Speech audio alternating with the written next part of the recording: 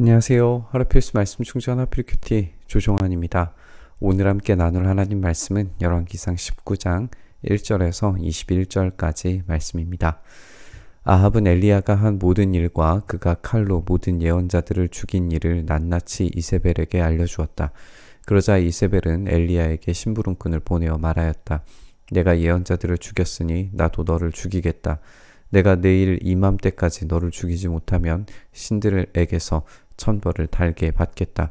아니 그보다 더한 재앙이라도 그대로 받겠다. 엘리야는 두려워서 급히 일어나 목숨을 살리려고 도망하여 유다의 브엘세바로 갔다. 그곳에 자기 시종을 남겨두고 자신은 홀로 광야로 들어가서 하루길을 더 걸어 어떤 로뎀 나무 아래로 가서 거기에 앉아서 죽기를 간청하며 기도하였다. 주님, 이제는 더 바랄 것이 없습니다. 나의 목숨을 거두어 주십시오.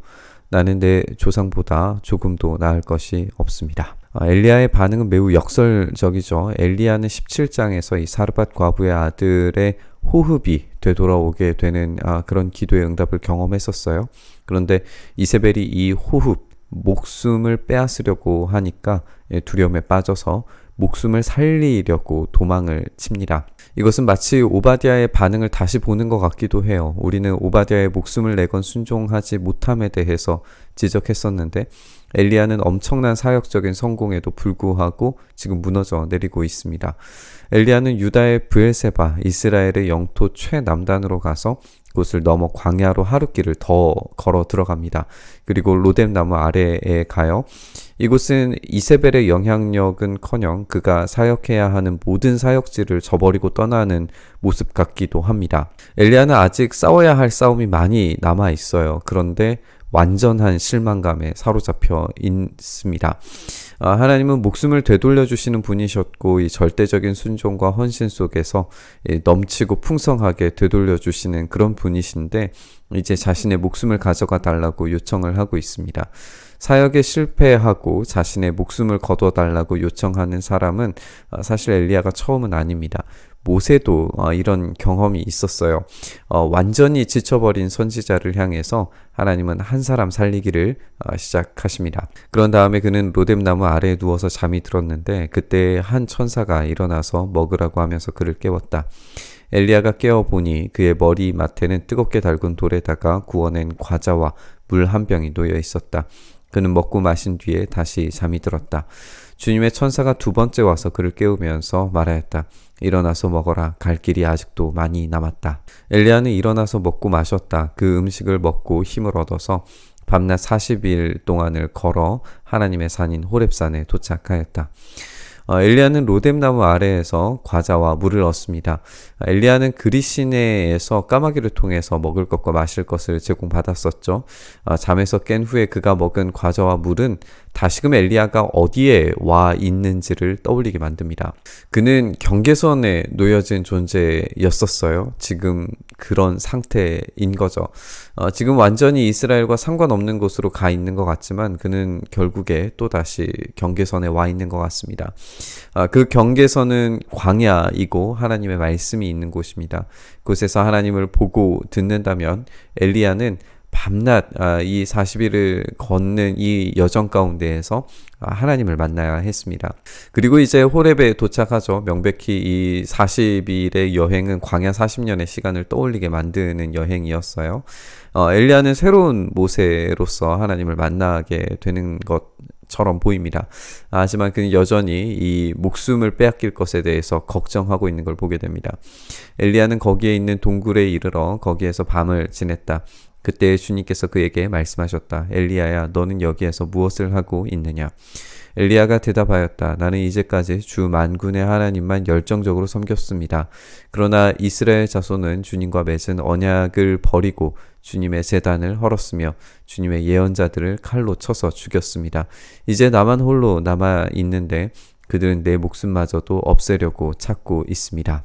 엘리야의 항변은 사실 그리 적절해 보이지 않아요. 이스라엘 자손이 헐어버린 주님의 제단을 갈멜산에서 다시 세웠죠.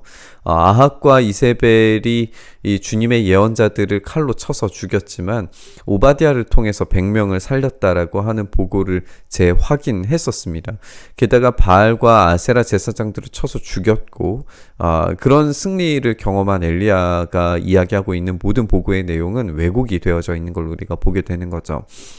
엘리야가 이렇게 강조하고 부풀리면서 나 혼자 남아 있음을 항변하는 이유는 내 목숨이 빼앗기면 하나님의 사역이 완전히 멈추리라 라고 하는 어떤 협박 아닌 협박으로 하나님께 항변하고 있는 것처럼 보이기도 합니다. 주님께서 말씀하셨다. 이제 곧 나 주가 지나갈 것이니 너는 나가서 산 위에 주 앞에 서 있어라. 크고 강한 바람이 주님 앞에서 산을 쪼개고 바위를 부수었으나 그 바람 속에 주님께서 계시지 않았다. 그 바람이 지나가고 난 뒤에 지진이 일었지만 그 지진 속에도 주님께서 계시지 않았다. 지진이 지나가고 난 뒤에 불이 났지만 그 불 속에도 주님께서 계시지 않았다.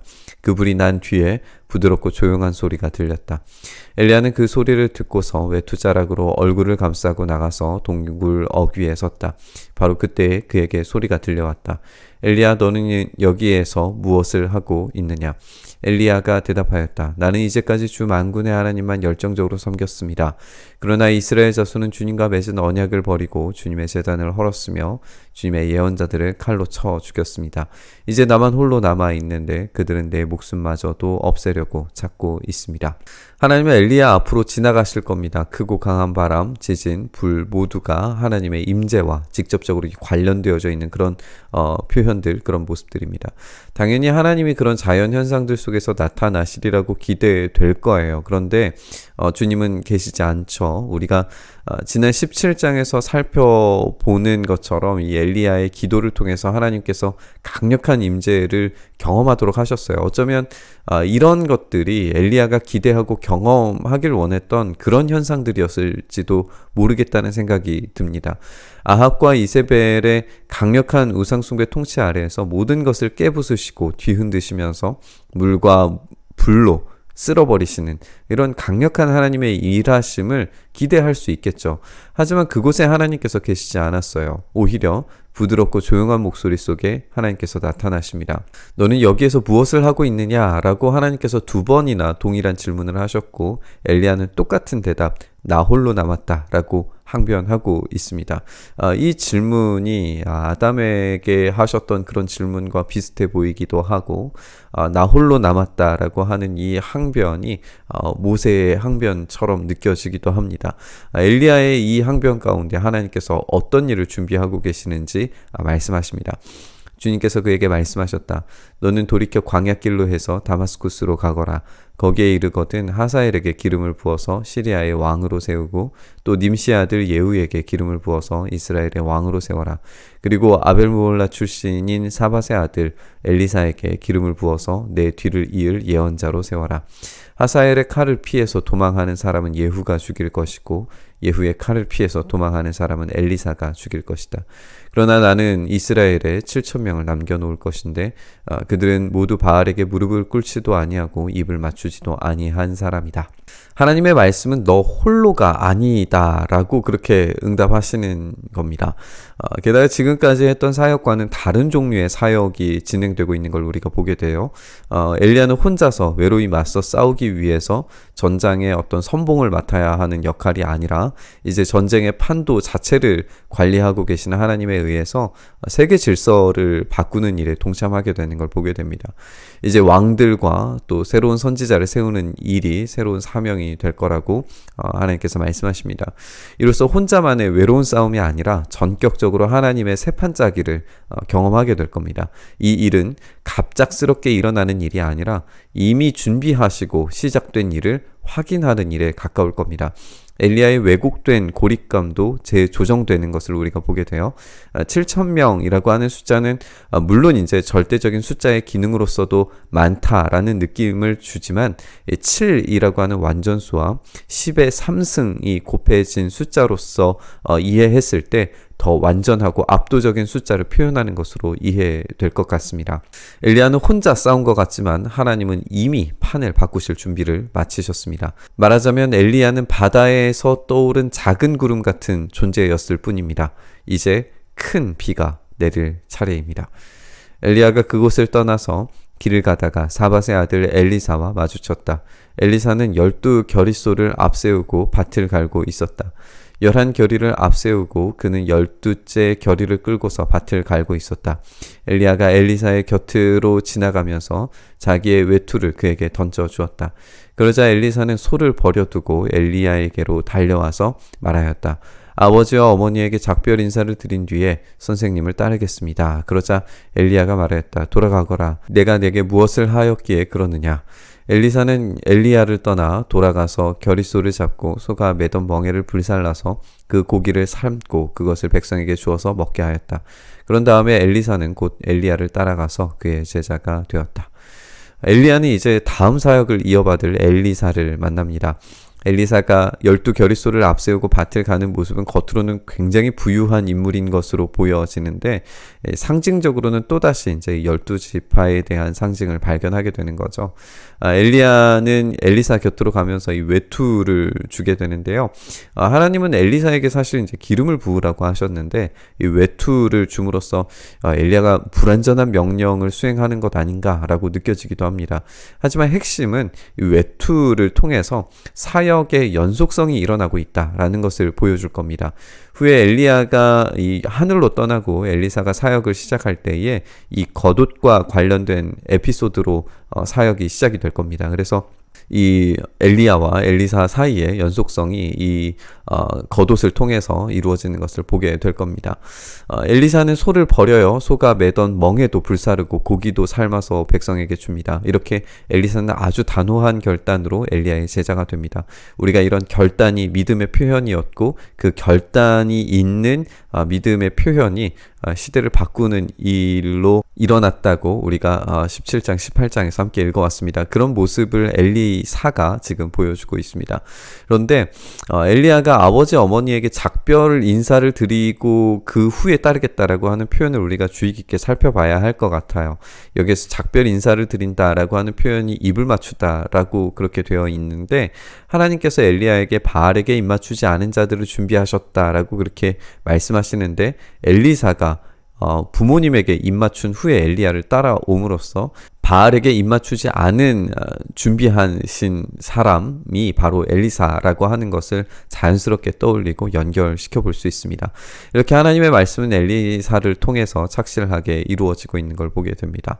엘리야는 이리저리 꼬여버리는 자신의 상황으로 인해서 자신을 왜곡하고 상황을 왜곡하고 하나님의 일하심에 대한 기억마저 왜곡합니다. 이 왜곡된 기억은 생명을 수여하시는 하나님께 이 생명을 거두어 가달라고 요청하는 것까지 나아갑니다. 하지만 하나님은 엘리야에게 이스라엘이 광야에서 경험해야 했던 일들을 40일 광야 여행과 또 호렙에서 만나주심을 통해서 다시 떠올리게 만드십니다. 그리고 이미 새로운 일들을 준비하고 계시고 실행하고 계신다는 사실을 보여주십니다. 엘리야의 이 고통에 찬 호소는 일시적이지만 하나님의 신실하심은 결코 멈추지 않으십니다. 우리 스스로에게 가지는 불신과 또 어려운 상황에 따르는 원망 섞인 고백들이 하나님을 향해 쏟아질 수도 있습니다. 하지만 우리가 기억할 것은 그럼에도 불구하고 신실하신 하나님께서 우리를 홀로 내버려 두지 않으신다는 거예요. 우리의 삶에 깊이 개입해 계신다는 사실입니다. 하나님의 최고의 신실하신 우리의 삶에 대한 개입은 예수 그리스도의 십자가를 우리의 인생 한가운데 꽂으셨다는 겁니다.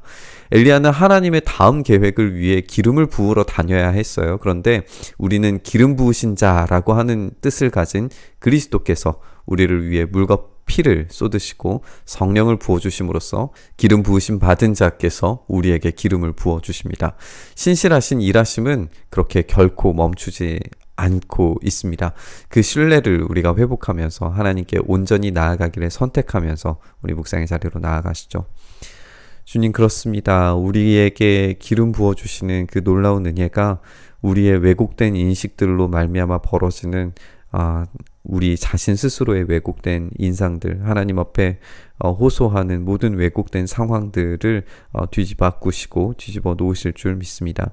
하나님의 그 신실하신 일하심이 우리의 삶에 임하여서 도무지 안 될 것 같은데, 도무지 해결될 기미가 보이지 않는데, 하나님의 일하심으로 말미암아 모든 것들이 순적한 결과들을 맺어가는 그 새로운 판들을 우리에게 짜시며 제공하시는 그 은혜를 우리가 누릴 수 있게 하여 주시옵소서.